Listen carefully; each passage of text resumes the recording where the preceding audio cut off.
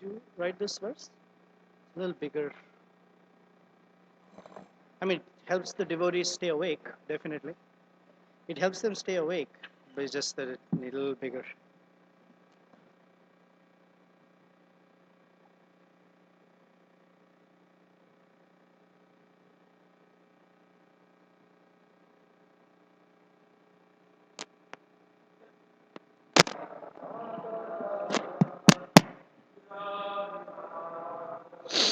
Jai Radha Madhava Kunja Bihari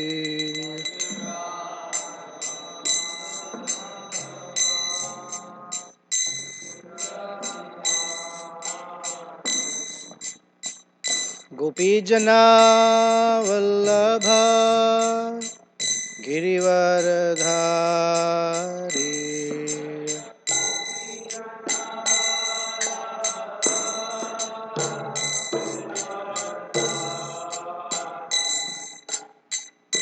Yashodanandana Braja Janaranjana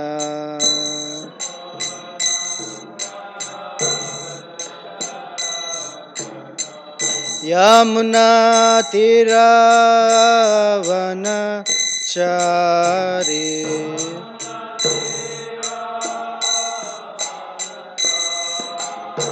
Yamuna Tiravana Chari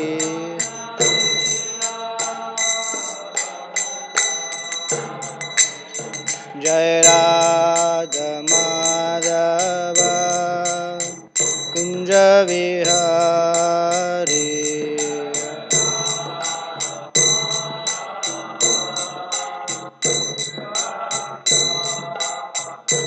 Jai Radha Madhava Kunja Vihari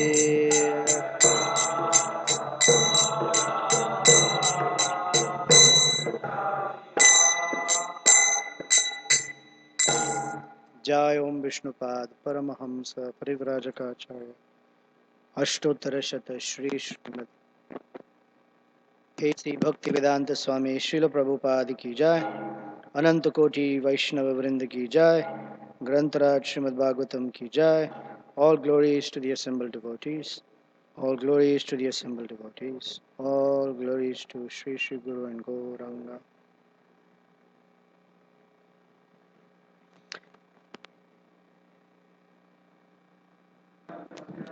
Naram Cheva Tamam Saraswatim Vyasam Tato Jayamudirayet Nashtaprayeshu Bhadreshu Nityam Bhagavata Sevaya Bhagavati Uttama Shloke Bhaktir Bhavati Naishtiki Om Namo Bhagavate Vasudevaya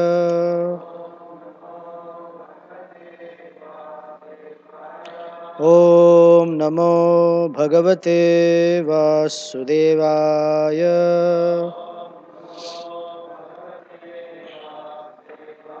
Om Namo Bhagavate Vasudevaya Srimad Bhagavatam, Canto 6, Chapter 17, Text 13. Eshamanudhyeya padabjayugmam Jagadgurum Mangalamangalam Swayam Yakshatrabandhu Paribhuya Surin Prashasti Dhrishtas Hidandyaha Eshamanudhyeya padabjayugmam Jagadgurum Mangalamangalam Swayam Yakshatrabandhu परिभूय सूरीन् prashasti दृष्टस्तदयं हि दण्ड्यः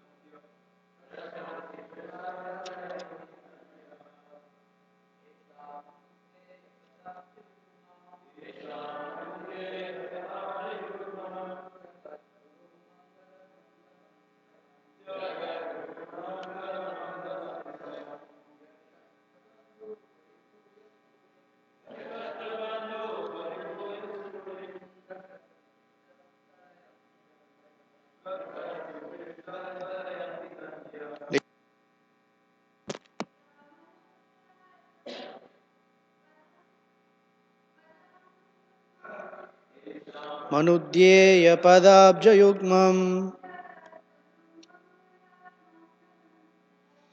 जगद्गुरुं मङ्गलमङ्गल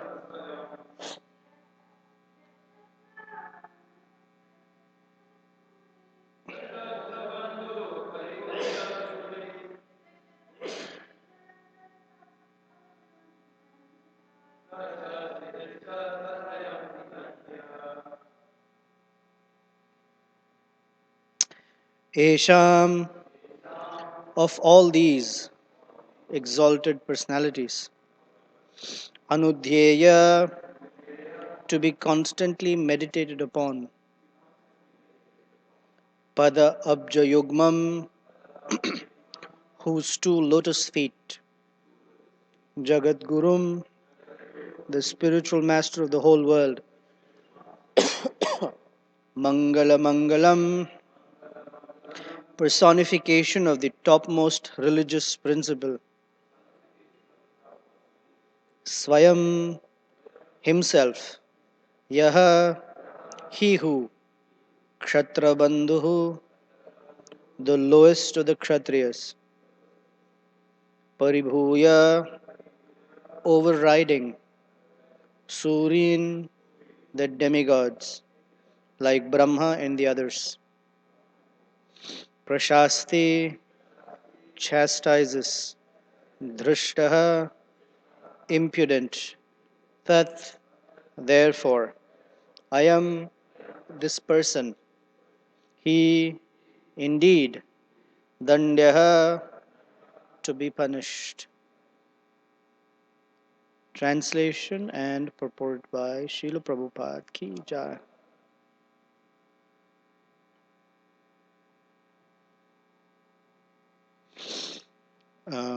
Before I read this translation, I think if I read the previous verses, we'll all have a better context. So yesterday, we covered 10 and 11. Oh, just 10. So I'm going to read from 9 because Shukadev Goswami is speaking. So there's a little overlap from previous to move forward. So there's a sense of continuity. So text 9, Srila Shukadev Goswami continued. My dear king, after hearing Chitraketu's statement, Lord Shiva, the most powerful personality, whose knowledge is fathomless, simply smiled and remained silent. And all the members of the assembly followed the Lord by not saying anything. Text 10. Not knowing the prowess of Lord Shiva and Parvati, Chitraketu strongly criticized them. His statements were not at all pleasing, and therefore the goddess Parvati, being very angry, spoke as follows to Chitraketu, who thought himself better than Lord Shiva in controlling the senses. Text 11. Sri Parvati Uvacha. So she spoke. The goddess Parvati said, Alas, has this upstart now received a post from which to punish shameless persons like us? Has he been appointed ruler, carrier of the rod of punishment? Is he now the only master of everything? Alas, Lord Brahma, who has taken his birth from the lotus flower, does not know the principles of religion, nor do the great saints like Bhrigu and Narada, nor the four Kumaras headed by Sanat Kumara. Manu and Kapila have also forgotten the religious principles. I suppose it to be because of this that they have not tried to stop Lord Shiva from behaving improperly.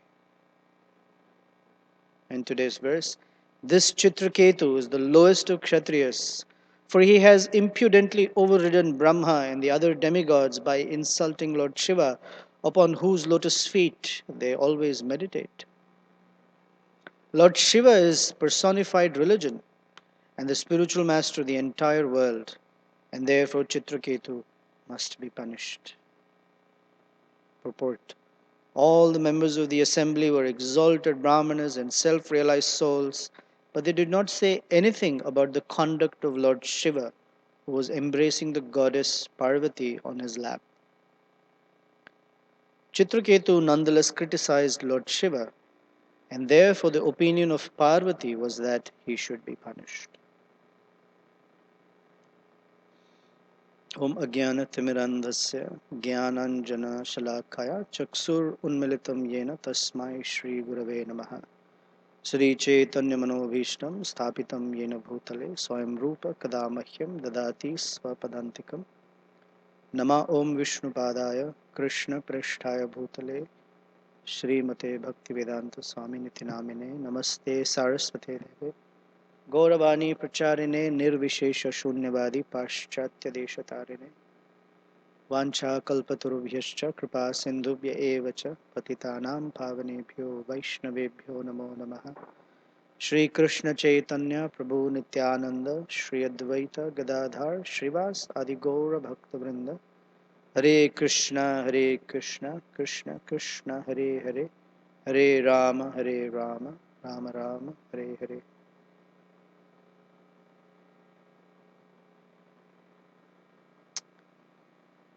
Okay, so very fascinating pastime. It is fascinating because it has practical implications for us as practitioners from different levels or different perspectives. Just to review, if you will. So we've been talking about what Chitraketu said about Lord Shiva, right? So I guess the scene is that Chitraketu is flying in this aeroplane with very beautiful women, and not just one or two, millions of them. And he has achieved by his Krishna consciousness, if you will, such power. Power doesn't mean how he engages it. Power means how we control it. A person who's very powerful is not one who can use his senses indiscriminately. A person who's powerful means one who knows how to control them. Because anyone can use anything indiscriminately. To control, one needs power. So he's very powerful, that even with so many beautiful angelic damsels and walking around in the most heavenly, sensually pleasing environments, his mind was not disturbed. He was doing Krishna Katha with them. So he's flying in this airplane, and he knows what it means to control senses. Right? So it's not like it's foreign to him. And he comes upon this scene, in a forest. Great sages, exalted Brahmins are sitting.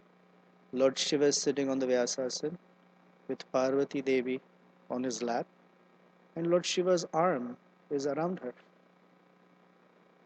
Okay?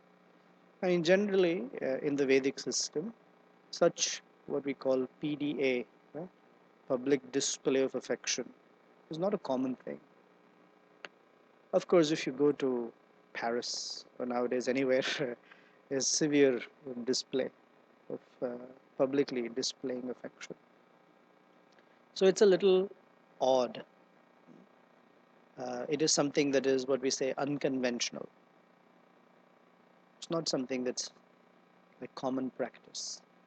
If it's not common practice in uh, just the commoners, the bourgeois, the regular people, what to speak of very refined personalities? And what to speak of the purest Lord Shiva? So he comes upon the scene. They're all listening to Bhagavatam class that Lord Shiva is giving, with Parvati Devi sitting on his lap, and they're all absorbed in Krishna Katha. Lord Shiva is absorbed, Parvati Devi is absorbed, the sages are absorbed. They don't find any discrepancy in his behavior. Right? This would usually be, one would say, Jayadvaita Maharaj uses the phrase contextual appropriateness. So in our behaviors, there are certain things that are contextually appropriate and certain things that are not contextually appropriate. When he was asked the question about, in a Q&A session, he was once challenged, are you guys against sex? And Jayadvaita Maharaj was, no, we have no problem with sex. We only have a problem with, or we talk about contextual appropriateness of sex. He said, for example, for brahmacharis and sannyasis, it's not appropriate. And for grahasthas also, the contextual appropriateness is not like from morning to evening. They have a purpose for it, and that's what it is done. And he gave this example that has stuck with me all these years. That let's say the President of the United States is giving his State of the Union speech, which he does once a year. He gives a speech to the country as to how the country has been doing for that 1 year. And it's a very formal event. He wears his formal suit, usually a nice tie. Everyone's also dressed very formally. And he said, suppose in the State of the Union, while he's speaking, he turns around, takes a bite from a slice of pizza. Is that wrong? No, it's not wrong. It's just not appropriate. Like that, so there's nothing wrong with sex. It's just not appropriate. That was his point. Contextual appropriateness. A very nice point. So like that, here also, Chitraketu is talking about, hey, Lord Shiva, come on. Contextual, what are you doing? He says, haha. It's funny. Although in that heckling or whatever he was doing, in his mind, he was glorifying Lord Shiva. So yesterday we were talking that what he said was not wrong per se. But what he said was unnecessary. And that is why it's wrong or not appropriate. Sometimes we say what's the right thing, but it's just not necessary. So that's one. And when he says this, Lord Shiva, he just smiles and doesn't say a word. Because Lord Shiva doesn't think much of it. Smiles. All the sages also keep quiet. Parvati Devi has a problem. She says, whoa, hold on a second. And then she says, the other day, Madhu Mangal sent me an email that Mother Parvati is the source of sarcasm. The sarcasm came from her because she's very sarcastic here, right? These verses. She says, oh, has this upstart now received a post from which to punish shameless persons like us? Shameless. I'm sitting on my husband's lap in public. I must be very both of us must be very shameless. So has he received a special authority to check shameless persons like us? Has he been appointed ruler, the carrier of the rod of punishment? And is he now the master of everything? Sarcastic, scathing. Next, he says, yeah, it must be true that Chitraketu knows better because Lord Brahma doesn't know properly. Who else? Brigu, Narada, Kumaras, they don't know anything at all. Even Manu and Kapila. Basically, this list is the list of Mahajanas, except for Brigu Muni. He's included in the great personalities. So she's saying none of the Mahajanas, Kumaras, Kapila, Narada, Manu, Lord Brahma, they have no objection. Prabhu, what's your problem? And these Mahajana, including Lord Shiva, he is a Mahajana. So in his behavior, there are no discrepancies. And none of the others also feel like that. Chitraketu has a problem. And Parvati has a problem because Chitraketu has a problem. Now, her perspective will come back later, but we will see this from different angles for now. So she says, none of these persons, they must have forgotten religious principles because they don't know what they are doing. I suppose it is because they have not tried to stop Lord Shiva. So something wrong is happening. None of the Mahajanas have objected. So they must be little, distorted in their understanding of religious principles. But you understand it very well. Sure. And then in today's verse, now she's expressing the anger. He's the lowest of Kshatriyas. Kshatra Bandhu. Esham. First of all, Esham, all these personalities who are sitting here, great personalities. Anudhyaya Padambuja Yugam. Anudhyaya means worthy of meditation. Pada Abja. Pada Abja is a lotus feet. If you want to break down the Sanskrit, Ab or Apaha means water. Ja means that which is born out of water. It is a lotus flower. Pada Abja, so lotus feet. Yugam. Yugam means the two. I will say Yugala Murti, which is Radha and Krishna. Yuga. So these two lotus feet, which are worthy of meditation by the great personalities, Esham, all these persons sitting here, because Lord Shiva is Jagat Guru, is the spiritual master of the entire universe. He is the spiritual master in two ways. One is he's the father of all the living entities. He's called Bhutanatha. He's the father of all living entities. So like that, he is a spiritual master. And he's also a head of a whole parampara. And his authority is accepted in the entire universe. When there is some religious discrepancy, they will ask Lord Shiva, what do you think? And he will say, this is how it should be done. So in that sense, he is Jagat Guru. And Mangalam Swayam. He is the personification of all religious principles. So we say Mangala Arati. Literally, Mangala means auspicious. And he's saying he's the personification of religious principles because one who follows religious principles in his life or her life, one experiences auspiciousness. Like the connection is in Nectar of Devotion. We say that Rupa Goswami said that there are 6 characteristics of devotional service. First, it removes, in the sadhana stage, it removes material distress, kleshagni, and shubha da, that it bestows all auspiciousness. And in that section, Prabhupada writes the meaning of auspiciousness. And it is that one is that a devotee starts developing wonderful qualities, the qualities of the demigods. And the another sense of auspiciousness is that by their activities, they bring about welfare for others. So there are many names for Lord Shiva. The word Shiva means one who is auspicious.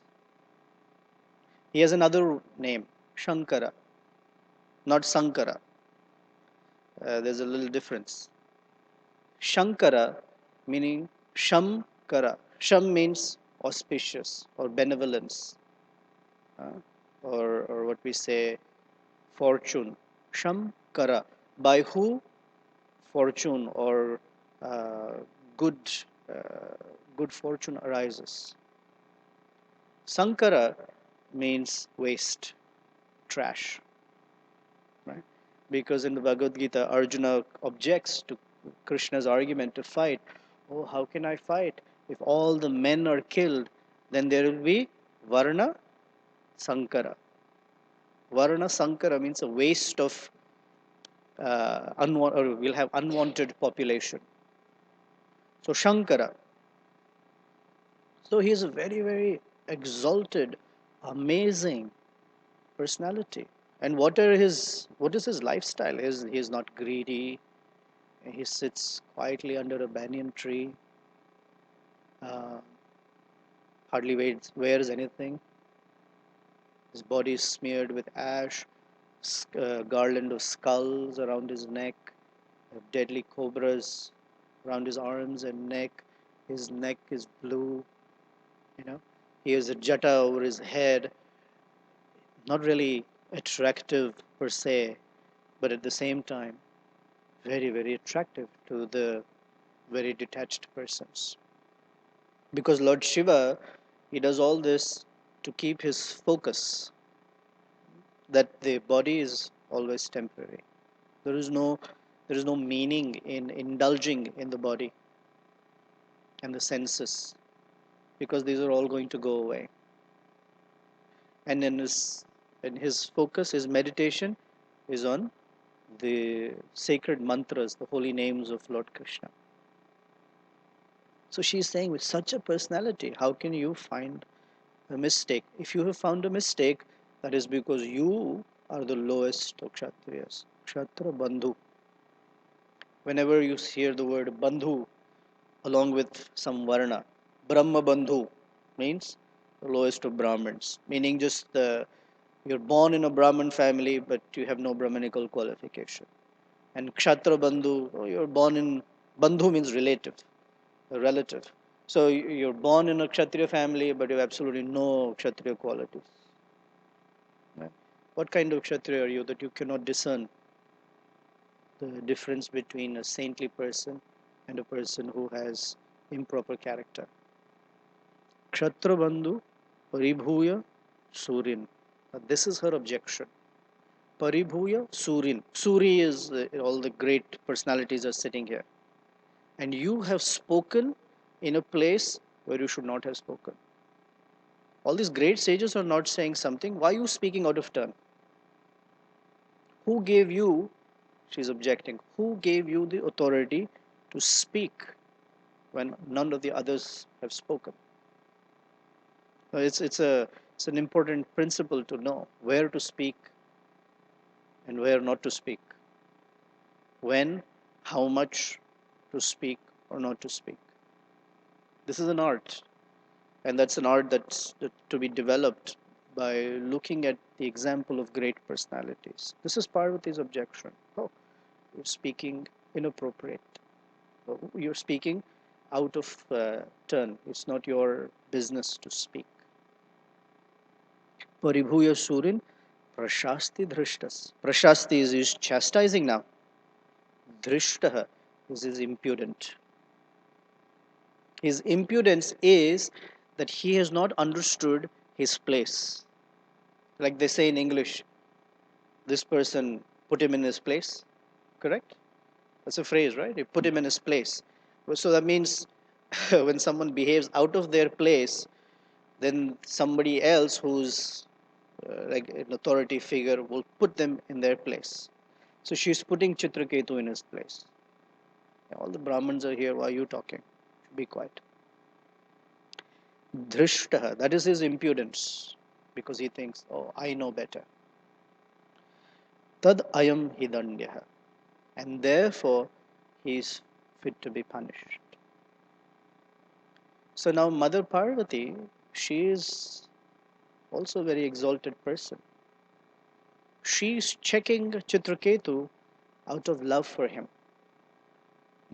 Just as a parent will sometimes chastise and check their child or children, and it's out of love. What is the reason for checking? That if the parent or whoever is taking care of the guardian does not check, then it would mean an unchecked behavior means that it's okay to do so. And that means they will do it again and do it again and do it again until something really bad happens, and they will wonder, hey, what's wrong? Why no one told me that this was not okay? So the responsibility falls on the parents, guardian, whoever, to check certain behaviors, to check certain consciousness, so that the consciousness becomes more refined and proper. So one knows how to behave in social settings. Now, this is not just a social setting, this is also a social setting, but we should know how to behave. And of course, in our families, we have table manners, we have certain, social etiquettes, etc. And that's part of what Himangi was saying, that the culture, uh, Krishna consciousness has within it a cultural thing. Like when senior devotees are there, we follow them, we see what they do and we follow their, like that. At the same time, we also should understand, I cannot follow certain things. Within my adhikar, I can do. Out of that, it's not my adhikar to do. So we should know how to discern those things. So Mother Parvati is helping Chitraketu with with this thing that he should not have any obstacles in his path. It comes later. She calls him my dear son. So you'll see. There's no, she's not harboring ill-intentioned anger. So now I have some thoughts too. Let's look at this from different uh, angles.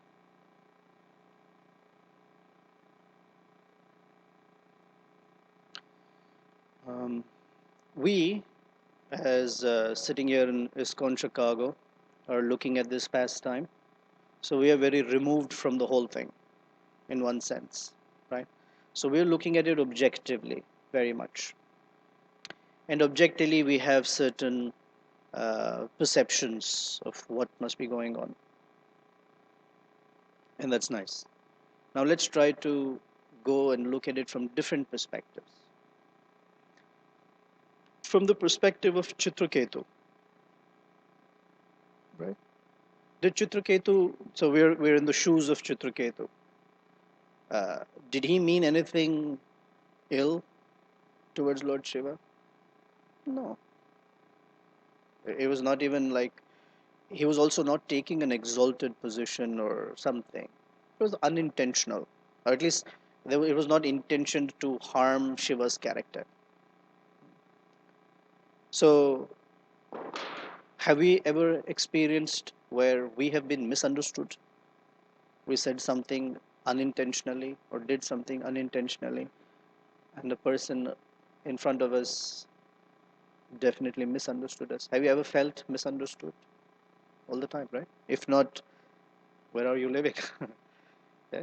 We felt misunderstood. And so, what does a person do in general when they feel misunderstood by someone? React. How? How dare you? Okay, that's one reaction. That's definitely one reaction. Frustrated. That's another. What else? You keep explaining. Anything else? Ever try to give up? There's no use talking to this person. Huh? Leave the place. Basically, say there's no point explaining. Never understands. Just forget it. Uh, okay. We'll see how Chitraketu reacts. It's going to come later. What is his response?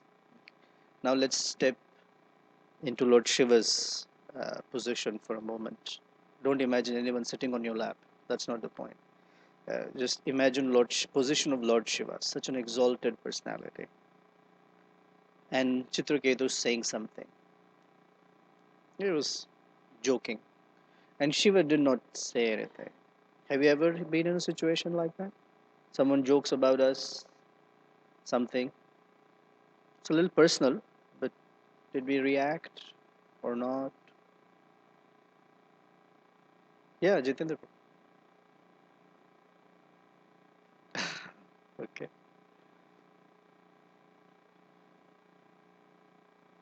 Hmm. Okay. So Lord Shiva kept quiet. Why? Why would you think Lord Shiva kept quiet? He doesn't have false ego. Okay, what else? When someone said he understood the mood of Chitraketu. Himanshu, according to, give him a mic, please.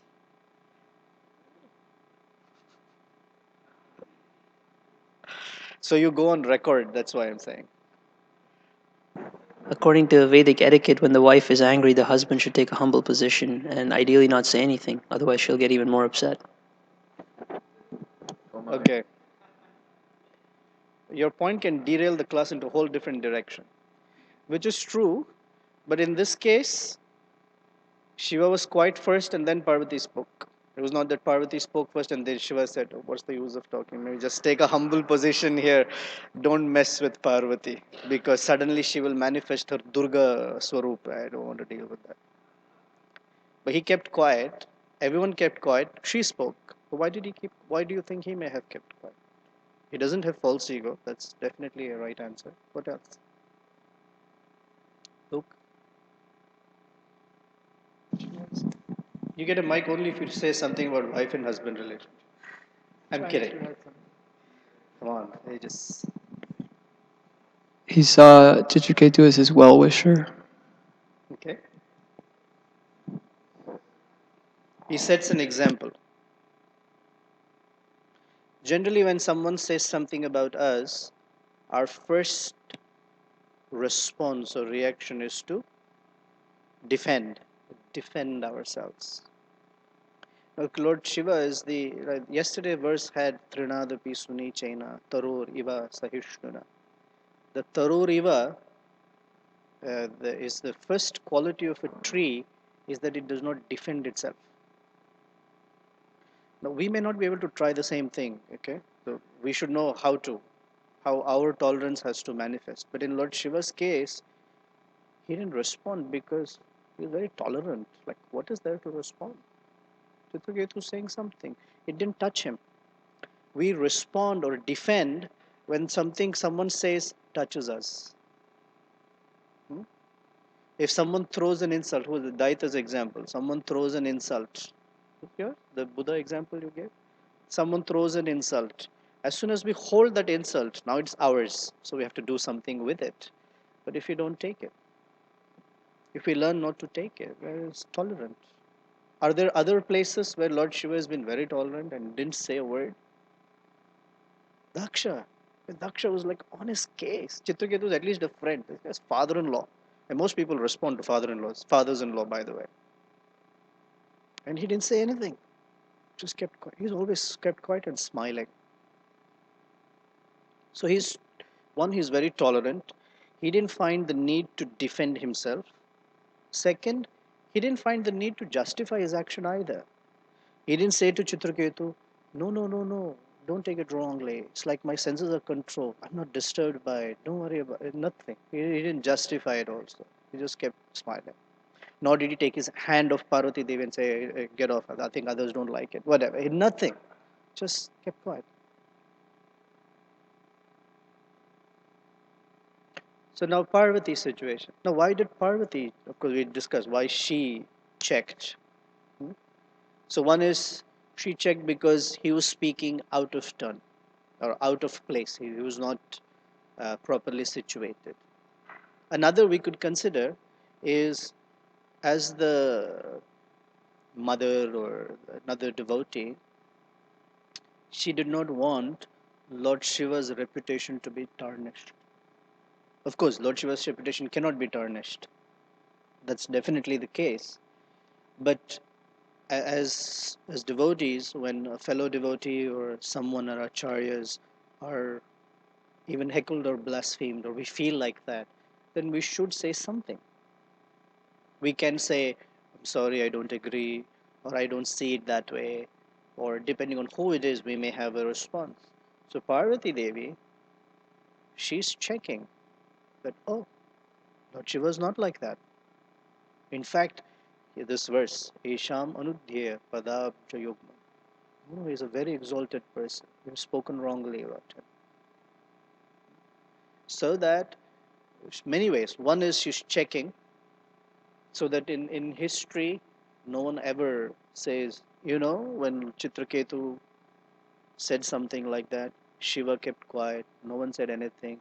Is there a problem here? Like, was that right behavior or not right behavior?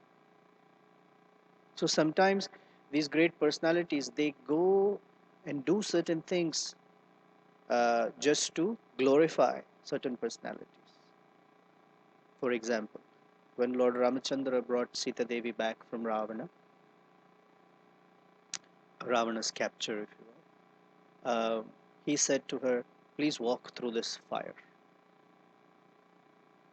because I want to know whether you're chaste or not. And if the fire burns you, that means you're not chaste. And if nothing happens to you, that's the test that you're very chaste. It's called Agni Pariksha. Everyone objects to Lord Ramachandra. What are you doing? She's Sita. She's the emblem of chastity. Look at her. She's so emaciated. She hasn't eaten anything. She's crying. Look at her eyes. For a whole year, she's been crying for you. In fact, when Hanuman went and said, I'll take you, she said, no, no, no. Ramachandra should come. He is my Lord. And she was not living in Ravana's palace. She's under a tree for a whole year. A lady, a queen who never stepped her foot on the ground. She's under a tree. Why are you subjecting her to such a test? And our acharyas explained that if he had not tested her, some fellow in his brain may get this idea that, I'm not sure if Sita Devi was really chaste or not. So for once and forever, Lord Ramachandra removed the doubt from anyone's mind by asking Sita Devi to go through that exam. You understand? Like that. So Parvati Devi, she wants to make sure that Lord Shiva's character is never questioned. And she's checking. And as another Vaishnava, she is in a superior position to Chitraketu. So she spoke. And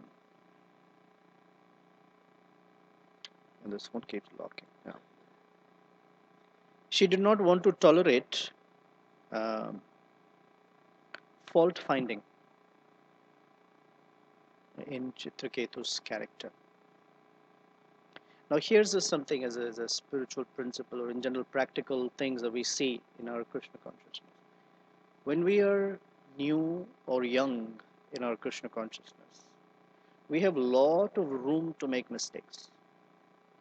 In fact, we make some really terrible mistakes, and those who are, I guess, superior or senior devotees, they will tell us it's okay. All right, happens. Don't worry. Move on. But as we become more and more advanced, if you will, as we are growing in our Krishna consciousness, the system becomes far more sensitive. You know what is the meaning of sensitive in physics terms? Sensitive means a small change in input brings about a big change in output. Such a system is called sensitive system. Because not the sensitive like devotees, Prabhu, don't keep it here. Oh, why did you speak like that? Not that kind of sensitive. But touchy, very delicate. So as one grows in Krishna consciousness, the system itself, the Bhakti Devi, she becomes, or the whole process becomes highly sensitive. Okay? If you make small deviations, it has big implications. And when we are young, new, big deviations still like, it's all right, keep going. Because the passage, if you visualize the progression through bhakti as a pipe, let's say, we're all walking through a corridor, a bit better. Generally, corridors are parallel like this. The walls are parallel. It all seems the same. In devotional life or in the process of bhakti, the corridor is like this. Lot of room in the beginning. And then as you keep moving towards the goal, the corridor becomes narrow or narrower. And so there you will see that even slight discrepancy in someone's behaviors or slight discrepancy in someone's has some impact, sometimes significant impact. You wonder sometimes, why do, I've wondered this, why in the Bhagavatam or other Puranic Mahabharat stories we find these Brahmins cursing each other for like little things. For example, you know the story of Gajendra, right? King Indradumna, he became an elephant. You know why? I mean, sometimes sounds really, for that? That he was such an exalted king and he was being instructed by his guru and he sat inappropriately. I mean, we don't even know what is inappropriate seating, but he sat with his knees like this, some odd way instead of like this or however. And his guru chastised it. That's like how an elephant says, you're dull like an elephant, become an elephant. Oh. So it's a very sensitive, small aberrations in behavior, small aberrations in consciousness bring bigger effects.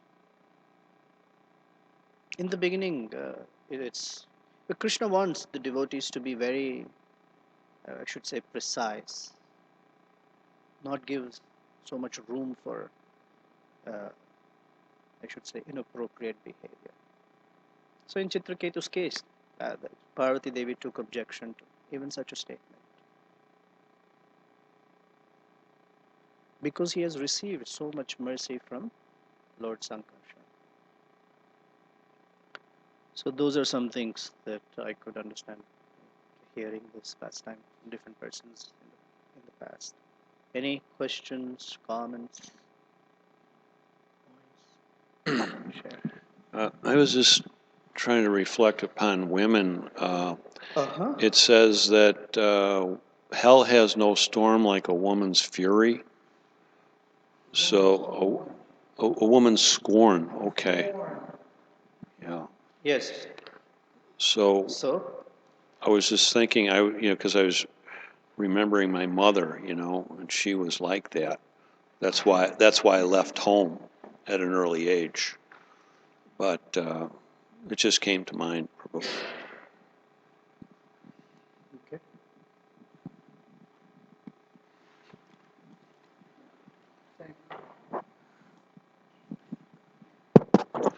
Hare Krishna. So there's clearly a lesson here on speaking and timeliness. It seems also, and especially in the later verses, after the exchange between Chitraketu and Mother Parvati, when it's kind of revealed that actually Chitraketu is quite elevated. So then we see that actually this lesson on speaking and timeliness applies also to Mother Parvati's situation, because, Lord Shiva tactfully corrects her and explains how her attempt to correct and instruct this person was actually inappropriate.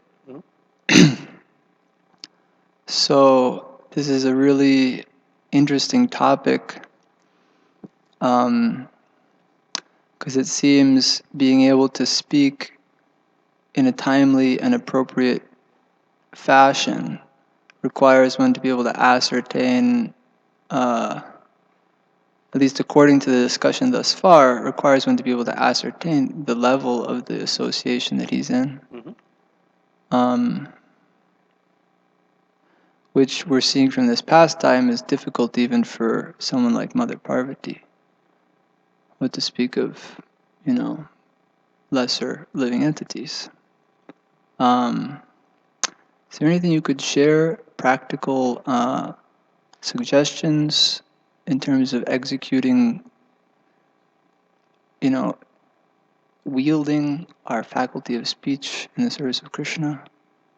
Any general guidelines?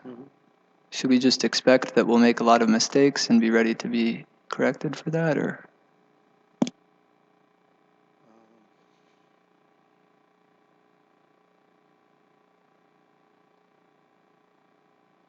I am remembering His Holiness Bhakti Purushottam Maharaj, who in his last visit said something which I thought was amusing but really nice, in the sense that it has practical application. He was talking about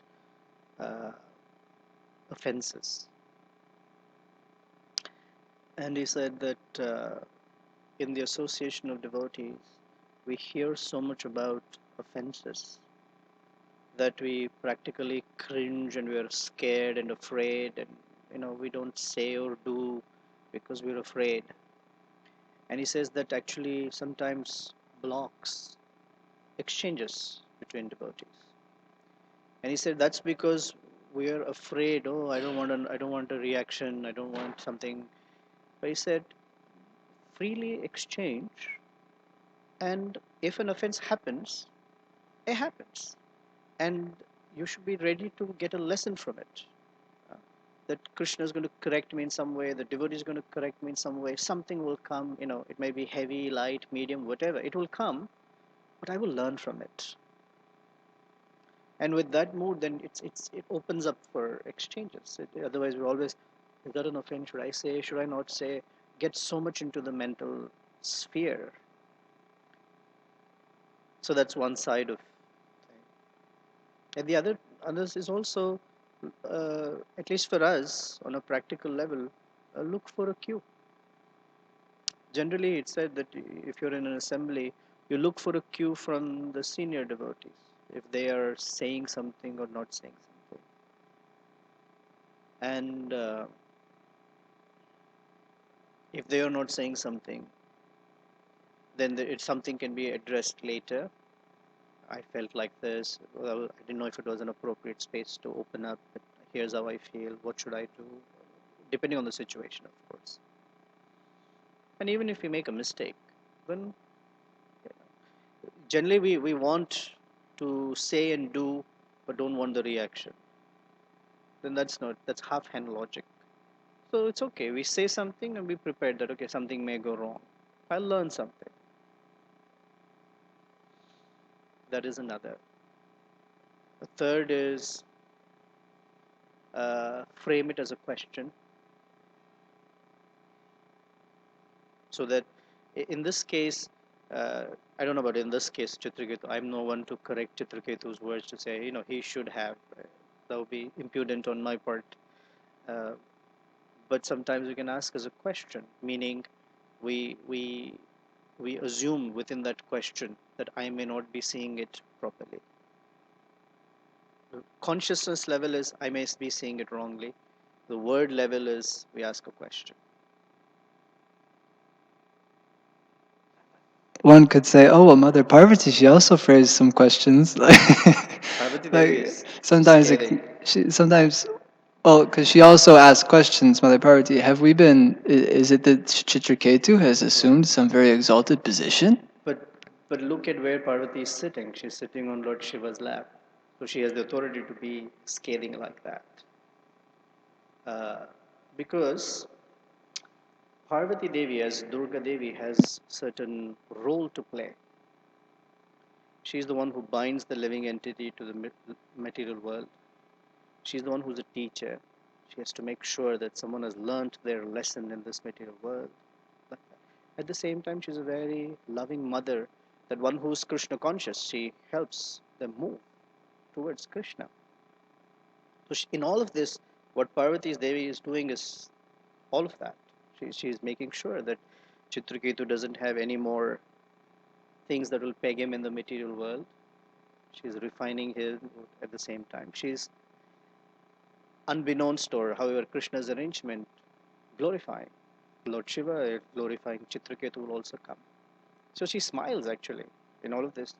When Chitraketu says, "Oh mother, whatever you have said," and he leaves, it says that Lord Shiva and Parvati Devi both were smiling, very pleased by Chitraketu. In the upcoming verses, Prabhupada writes that Parvati, after the exchange, feels very ashamed. Yes. So, what was her mistake?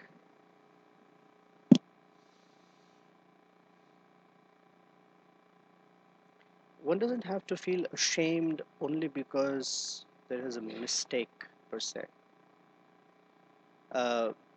She's also saying Lord Shiva's. Now, everyone looks from a different perspective. One of my notes was that the term is harshness. He spoke harshly. That's a very relative word because each person experiences harshness differently. So, Parvati Devi and Lord Shiva seeing it from different angles. Lord Shiva from the position of, I guess, the person at whom it's targeted, if you will. Plus, being such an exalted personality, he's looking at it differently. And she's looking at it differently. That's all. And so when he says, "Oh, look at the great devotees of the Lord," she's ashamed in the sense that Chitraketu did not respond back. "Mother, what have you done?" Nothing. I accept. You know, uh, you've been a teacher, or if someone's been a parent or a guardian. When you see a child do something, or someone, they do something, and you check that, and their response is, "Oh, I'm so sorry," or whatever. Immediately in your heart you feel, maybe I shouldn't have said it that way.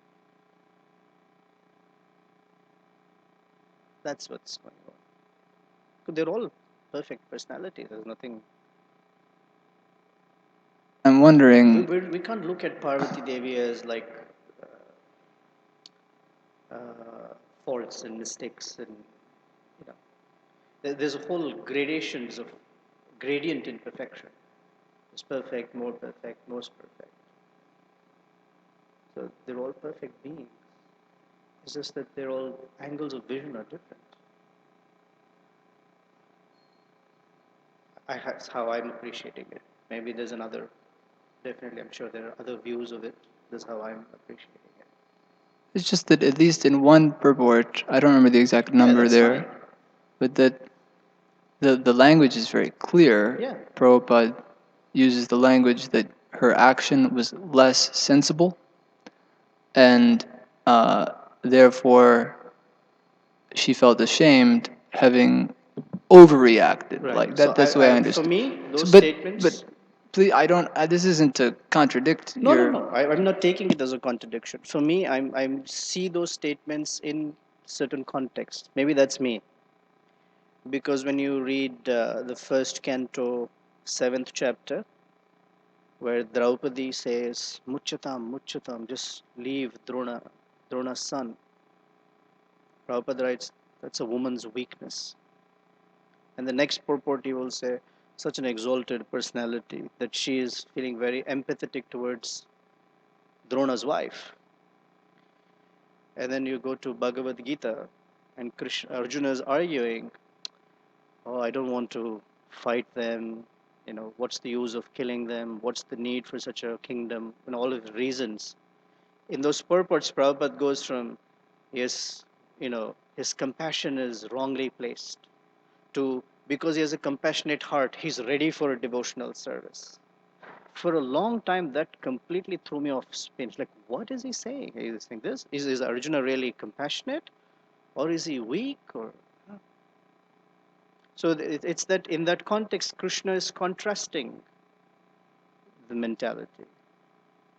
Great, we all accept Arjuna as like, wow, Krishna Sakha. Draupadi is a great devotee. And then it's where you're holding the light that different things shine. That's how I appreciate it.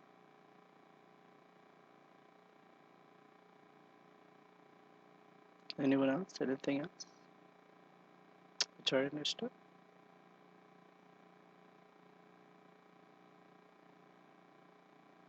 My question was in regards to these qualitative incarnations of Krishna, Brahma, Shiva, Vishnu, in one sense. So, like, it's described that these are the presiding deities of those modes.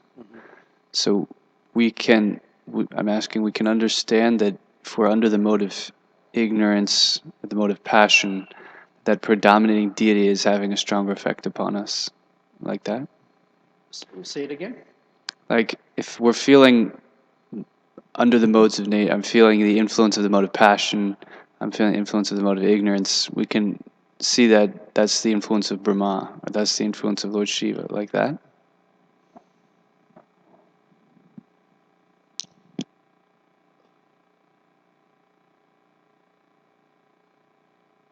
I'm not sure. But we do understand them as predominating deities of those modes in the sense that nature always needs a controller. Mode of passion is part of material nature. It's an aspect of material nature, or characteristic, if you will. And that needs a controller. All energies need controllers.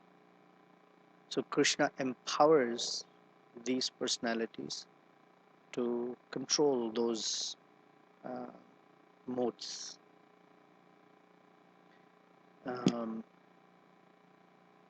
And since these three modes work integrally with each other, overall, how mode of ignorance should influence the conditioned living entity is under Lord Shiva's control. How the mode of passion should impact the material world and the living entities is under Lord Brahma's control. That's how I would maybe you're saying the same thing. I haven't heard that say like that. Thank you. I saw once. And another question in regards to the Sita pastime. Uh-huh. I was wondering in Vedic culture that if the wife or girl gets something happens, and then there's a very strong delineation of chaste or unchaste, and if it's unchaste, then she is rejected from the family. So that just seems like that would lead to further unchastity in population. If because then what happens to her? Where does she go? And then it seems like that would cause more of a problem than maintaining such an individual. Right. So what's the Question is, doesn't that further cause problems in society as opposed to keeping that individual, rejecting the woman, or maintaining her? very sociological? I was thinking about this in the morning today, of different examples where such chastity was questioned or tested or I guess punished, if you will. Ahalya and Gautam Rishi. You know the story of Gautam Rishi. His wife Ahalya was extremely beautiful and super chaste. But Indra, he was attracted to her. So he disguised himself as Gautam Rishi. Everything, all his mannerisms. And he defiled her. Gautam Rishi became very upset. He cursed Indra like anything, and he cursed Ahalya like anything. And until Lord Ramachandra's foot touched her, that she would come back unless she was like a stone. Another is Parshuram's mother, Renuka Devi. She was the wife of Jamadagni. And her chastity is so amazing that she didn't need a pot to bring water from a river. She would bring it in the pallu, and it would hold water. And one day she didn't come on time because Kartivir Arjuna, he was splashing water somewhere, and for a moment she thought, oh, who's this guy? And nothing came. So when she couldn't bring water for the yagya, he knew, and he told Parashuram, chop her head off. You know the whole story. Should I complete the pasta? Someone will think that, whoa, what's the problem with Jamadagni? He's like, what's up? So he asked Parashuram to please cut off her head. She was unchaste. And Parashuram did so, because it's an order from the father and guru. And then he said, I'm very pleased with you. Asked me for a benediction. He said, please bring my mother back to life, because she's indeed very chaste. So there are like these really drastic responses. I don't know the social nuances, so I don't want to comment on it per se, because who am I to comment on Gautam Rishi's actions? But generally, the principle that so far I've understood, which everything else may be over my head, that punishment has a particular role in bringing about a transformation. Of course, forgiveness has a greater impact. So in some cases forgiveness, in some cases this, in some cases that. Who's to say? Difficult to discern what is proper, what's improper, right? That's a statement in Bhagavad Gita. Kim karoti, kim akaroti, kavayo api vimudha. Even the great personalities are sometimes bewildered what to do. Thank you. That helps a lot. I Thank think I you. answered the question. The last comment was just going to be, I was liking this point. Oh, the ladies is an objection.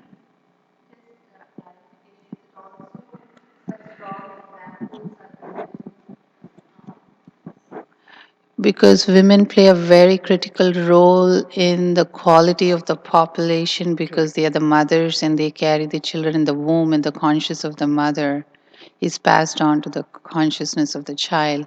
So through these examples, is it proper understanding to think that they're saying why chastity of a woman is so crucial, so critical, and like almost very dramatic and very strong?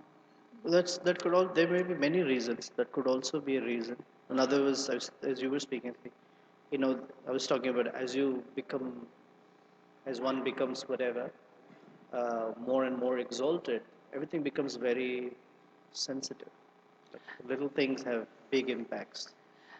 But sometimes, like, now a different point is like when in modern context, when young women in the West, everybody's Western nowadays, even Indians are Western. Um, it kind of seems like unfair. The women are treated like that. As for, like the men, when they do, Indra keeps making mistakes. And he's still Indra. He's still Indra, but a woman makes one mistake, and her head, like the punishment is pretty severe. So how do you explain in the modern context, like women are not, like especially somebody may say women are not treated respectfully or equally, or how do you present? Well, it's not that Indra gets away. Indra pays very heavily. But it's not like once an offender, always an offender. There is this also some compassion in it. So Indra pays heavily. Like the current Indra, if he were to appear before us, you know how he would look? Anyone knows? His whole body is eyes. That's if our eye, instead of being here, is here, it looks very odd. If it is here or on the shoulder, it's just ugly, if you will. He has eyes all over his body. And that he carries as a symbol for, that is Gautam Rishi's curse on him. That for the rest of your life, and how long is his life? 305, whatever, 350 million, whole Manvantara. That is with him. Wherever he goes, people know, oh, he defiled Ahalya. He's carrying that with him. It's not an ordinary thing. He's punished like anything. Once he gets punished to become a hog. Another time he gets punished severely, that in Bhagavatam he's characterized as Asura. I mean, it stays. Even now we're discussing it. I mean, of course, he's exalted in that whatever sense. It takes something to be. See, this is how karma acts. For one good deed, you get something as an award or a reward. And for not a good deed, you get a punishment. But one doesn't nullify the other. Both are there. So he's still the king of the heaven with eyes all over his body. And Ahalya, I don't know if it applies, but I was thinking that in these sages there is a heart, because this Gautam Rishi accepted Satyakama Jabala, who was not from a Brahmin descent, or at least didn't know, accepted him as, you must be definitely Brahminical because you've spoken the truth. And the same Gautam Rishi punished Ahalya. What was the punishment? You will be, Lord Rama's lotus feet will touch you. So, I don't know. I don't know if it will be satisfying to the modern audience that this is an. It's not like all husbands have cursed their wives like that. So it's a very special, unique, I should say, not special, unique situation. Somewhere, as devotees, at least for me, I'd like to see within that punishment is their glorification.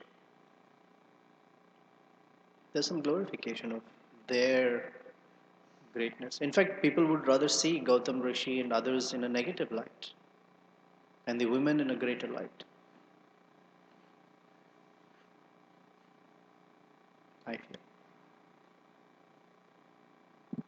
You had something about the modes of nature thing?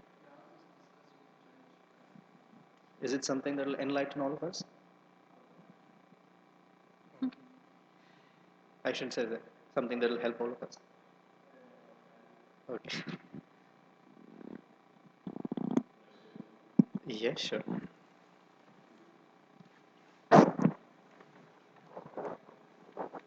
You were talking about leniency. When Srila Prabhupada came, he was very surprised that the devotees could follow the four regular principles.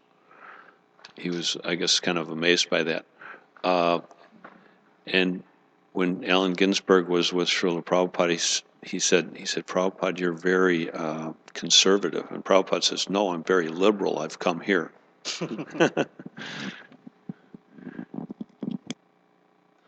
Okay, we'll stop here. Thank you. Srila Prabhupada ki jai, Srimad Bhagavatam ki jai.